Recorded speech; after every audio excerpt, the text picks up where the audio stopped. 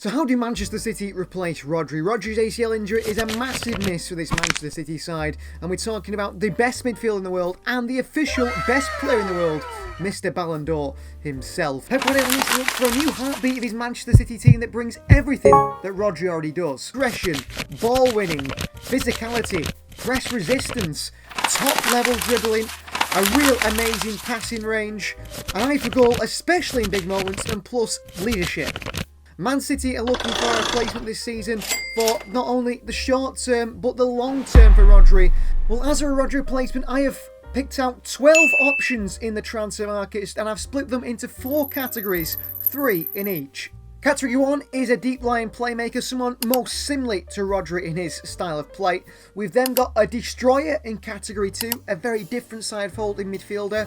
Number 3, we've got a number 8, someone who can play in the whole midfield when Rodri isn't there, but when Rodri is back, can play alongside him. And then finally, in Category 4 is our high-risk options, 3 players that don't fit exactly everything that City want as a Rodri replacement, but have some qualities in there and some potential to be top-quality players. I'm going to analyse all these players using the eye test, of course, from what I have seen, but also using an analytic website such as DataMB and also FBref as reference. Well, firstly, statistically, we've got to look at Rodri's data because Rodri is the man we're looking to compare absolutely everything from all these other players against. You can see there his percentile, and from DataMB, you can see forward passes, he's pretty much at the top of that. Forward pass percentages at the top, ball carrying, duels percentage, progressive passive, key passes. As for a midfielder, percentile-wise, he is at the top of nearly everything, barring defensive actions, because Manchester City have so much of the ball. And in the bottom corner, with the FBref stats, you can see Rodri is a real all-rounder. A key point though I want to pick out in that is aerial duels won, 80 aerial duels won in terms of per 90s percentile wise, and you can see their passes attempted, pass completion rate, everything for Rodri is in the high 90s, even non-penalty goals scored. He is pretty much the most all-round midfielder you're going to find in world football. There's not anyone better than him, and that is what makes it so difficult to compare players, because no one all round wise is anywhere near close enough to exactly what Rodri is. So starting things off with category 1, our deep lying playmakers, and the 3 players I've picked out are Samuel Ricci of Torino, Ruben Neves of Al Hilal in Saudi Arabia, and Martin Zubimendi, who plays for La Real. Ruben Neves did have long-standing interest from Manchester City in himself. Before City did sign Rodri, City were looking at the likes of Tanguy and Ndombele, Jorginho, and Ruben Neves was one of the top of Manchester City's list. Due to Wolves' £100 million price tag, City didn't make the move, and that's why I include him in this. However, due to his moves to the Saudi Pro League, the stats and the data just aren't there for that league quite yet. There's nothing to include in that, so I'm ruling him out of this straight away, and I'll try to rule one out of the 3 every single time at the start. So Neves out. And statistically, we compare Martin Zubimendi and Samuel Ricci, and you can tell the difference between the 2 players very clearly. As you look at the comparison between Rodri, Zubimendi and Ricci, Zubimendi is the red, Ricci is the yellow, Rodri of course the blue. You can see that Zubimendi actually, of all players, is very close to what Rodri is himself. Of course, he's not as good as Rodri in all those areas, but he is pretty much putting out Rodri sort of performances and stylistically very similar in those areas. Defensive action, he does more compared to playing for a lower side like La Real. That is probably expected. As for Samuel Ricci, he's absolutely anywhere near statistically. Look at that.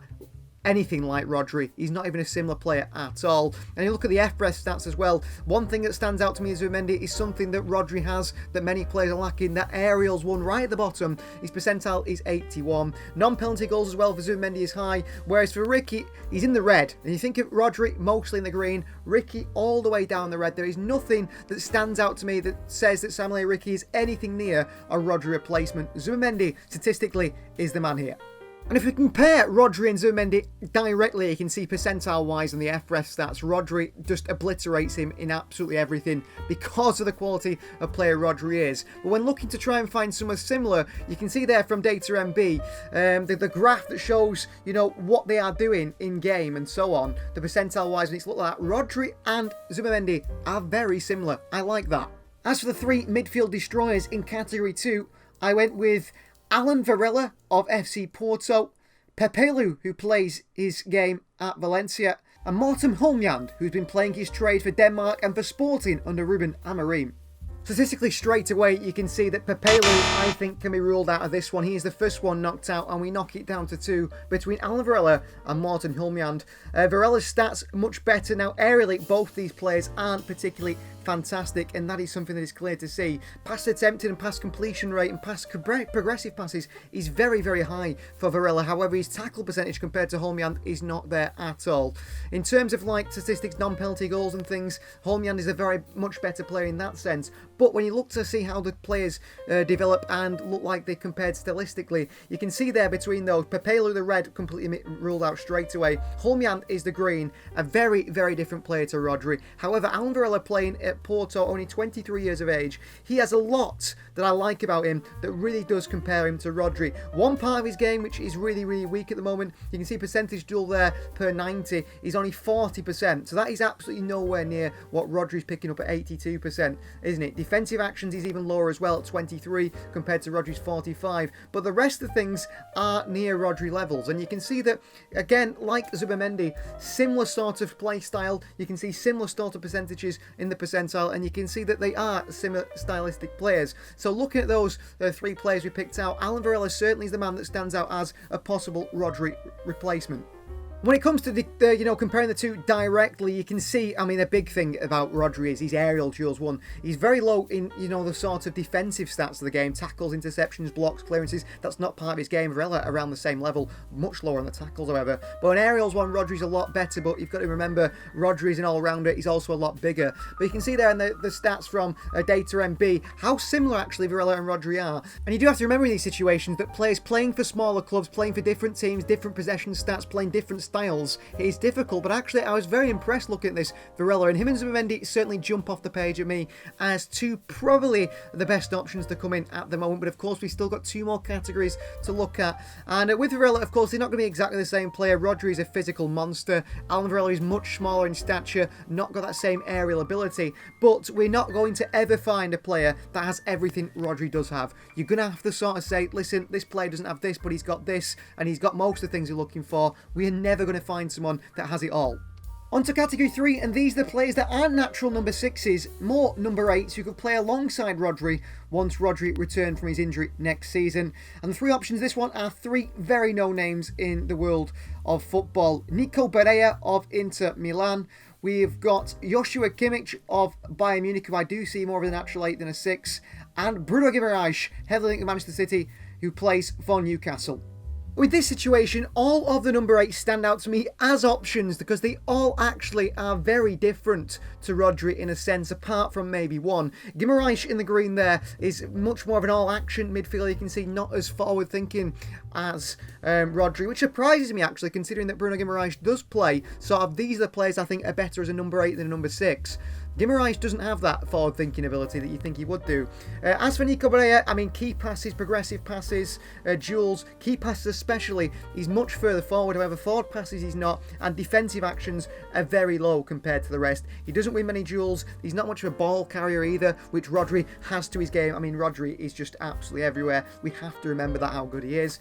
And as for Joshua Kimmich, I mean, he plays quite often at fullback as well for Bayern Munich, but he does have that sense of very Rodri style again. If you look actually in forward passes, forward pass percentage, key passes, progressive passes, he's actually very similar to Rodri. However, Kimmich in duels percentage is very low, and again, that a bit like Alan Varela's situation comes down to stature. If you look along to the FBref stats as well, stats at the bottom as well, Kimmich aerials 1 is 9, Guimaraes is 10, and Pereira is 44, which I think is a big surprise for me. I thought Pereira out of those is the smallest one. But in terms of attacking intent and, sort of those percentiles, you can see that Guimaraes and Pereira way ahead of Joshua Kimmich. But I think Kimmich is very stylistically similar in that sense to Rodri, the way things are going statistically. And that is something that sticks out to me. And looking at that, and looking at the Data MB graph, that's what I really want to look at despite the percentiles from FBref. That's what stands out to me, to try and find someone similar to Rodri, and Joshua Kimmich out of those 3, I think certainly is the one. So we compare Kimmich directly to Rodri, like we've always seen we do, and you can see here, you can see how actually similar they are. There is worries around the duel percentage. One for Kimmich is pretty low considering, and he's not really someone who's going to carry the ball. But shot creating actions both at 97. He's actually better in terms of non-penalty goals assisted and so on. And assist-wise, he's not quite as good as Rodri. Total shots and non-penalty goals and so on are very low. Again, Rodri just an all-rounder. But progressive passes more so than Rodri. Successful take-ons and touches. You can see Kimmich is certainly someone who wants to pass the ball more than Rodri, who likes to play players and then pass the ball. Yeah, Rodri has it all. I mean, this is a video just me saying how amazing Rodri is, this section anyway. But Kimmich, yeah, certainly another one that stands out. And so far, that's 3 we've picked out in these situations of 3 possible Rodri replacements. And our fourth and final category with 3 players are our high-risk options, players who probably aren't ready to start in that position right now, but have potential for the future under Pep Guardiola's tutelage, could become top number 6s themselves. Starting off with Hugo Larsson of Eintracht Frankfurt, Adam Wharton at Crystal Palace, and Sergi Altamira of Real Betis. So some of the sort of unknown players, I suppose, maybe Adam Wharton's not, but Altamira and Hugo Larsson certainly will be for people. You can see there in the Data MB graphs, you can see Rodri in the blue. Adam Wharton is the green. He's actually in some areas very close to Rodri, in some areas not. In the red is Hugo Larsson, who is absolutely nowhere near anything that City want in a player compared to Rodri. He's certainly one that's been mentioned as City scouting, but I took him off the list straight away looking at that. Nowhere near the others. And then you've got Sergi Altamira as well, who is sort of a little bit like Rodri in a sense, actually. But he's much weaker at absolutely everything. You can see that in the FBref percentiles on the left-hand side, the graphs as always. And what Adam Wharton really stands out is in tackles 90. Defensive actions, Wharton is much higher. Interceptions 83. Clearances 73. Pass completion rate, Altamira outdoes Wharton in that sense. But I think Adam Wharton, what really stands out for him is the fact that he's got really high key passes, really high forward passes, progressive passes, duels and defensive actions. And I don't see him as a natural as a 6. I don't think Adam Wharton. I would say he's an 8, but he certainly is an all-action player. Forward passes he's pretty low on, and ball carrying is low as well. Again, we're not going to get someone who can do everything Rodri can do, but Adam Wharton this time, he's the man who stands out to me as a possible Rodri backup or a Rodri replacement, especially for City this season. And if we directly compare Rodri to Adam Wharton, of course, again, there is absolutely no comparison really in the 2 players. Percentile-wise from FBref, you can see Rodri outdoes him at pretty much everything, barring defensive actions, which is, I think, purely because we see Wharton play for Crystal Palace. He does a lot of trying to win the ball back in that midfield alongside a Doucouré or a Lerma or whoever. But I did like how much he stood out in terms of the forward passes, the key passes, the progressive passes. That is very impressive. He doesn't win many aerials, Wharton. He's not the most physical of midfielders, but he does possess some of the really key elements of Rodri's game that he has in his own game that really do stand out. And that can bring me to really our final 3, our players that do stick out. I don't think Wharton is quite close enough to Rodri, but I have picked the 3 out that I think could be the key options, the main options for Manchester City to replace Rodri. So here are my final 3, all compared to Rodri. As a deep line playmaker, I think the closest player to Rodri we could possibly find in the red is Martin Zubimendi. He has a £50 million release clause, I think, at La Real, but convincing him to move Don Diaz and San Sebastian has proved to be difficult for Bayern Munich, for Barcelona, and for Liverpool in the summer transfer window, so that might be a no-go for Manchester City. In the yellow, we have Joshua Kimmich, who is already worked under Pep Guardiola, knows what Guardiola wants from a holding midfielder, from a centre-back, from a full-back, from wherever he has played under Pep. He has played all over, very versatile, but at his age, 29 years of age, happy at Bayern Munich, it is likely that he will sign a new contract there. So if City can't get Kimmich or Zubimendi, I think the key option, the man that I'm looking to pick out, is FC Porto's Alan Varela. Impressed at Boca Juniors, made a very small €11 million move, I think, in the end to FC Porto. He has around a £52 million, £53 million release clause in terms of pounds to move to Manchester City, and I think City would look at triggering that release clause in the January transfer window. I think that is the man City should be looking at alongside Martin Zubimendi. I think Zubimendi is probably that little bit better. He suits that role a little bit more. But with everything Alan Varela has, the situation he's in, convincing him to move away from FC Porto much easier, I think he'd come in and bring in a dogged determination to that holding midfield role at Manchester City. City will still struggle, I suppose, in the area of aerial ability. I think in the midfield, those long balls, Varela isn't going to be winning those headers, but neither is Zubimendi in a sense. Zubimendi better, though, than Varela, much better, and actually around the same level as Rodri, to be fair. But Varela not as good as Zubimendi in that area, but a dogged determination and athleticism, which Varela has, you can see is a lot better, and he actually plays a lot more forward passes than Zubimendi. He's got a better forward pass percentage, he plays more key passes, he plays more progressive passes, actually, and he actually is more of a progressive carry of the ball, Alan Varela. So in areas where Zubimendi outdoes Varela, Varela outdoes Zubimendi as well. In the end, I think it's between those two, and I'm going to sort of sway towards Alan Varela just because of that release clause and making him want to leave. You let us know in the comments down below. Not a lot of people. Samuel Riki was a very popular choice. I think statistically this video has proven City shouldn't go anywhere near him. But let us know what you think different in the comments down below, and we'll see you guys next time.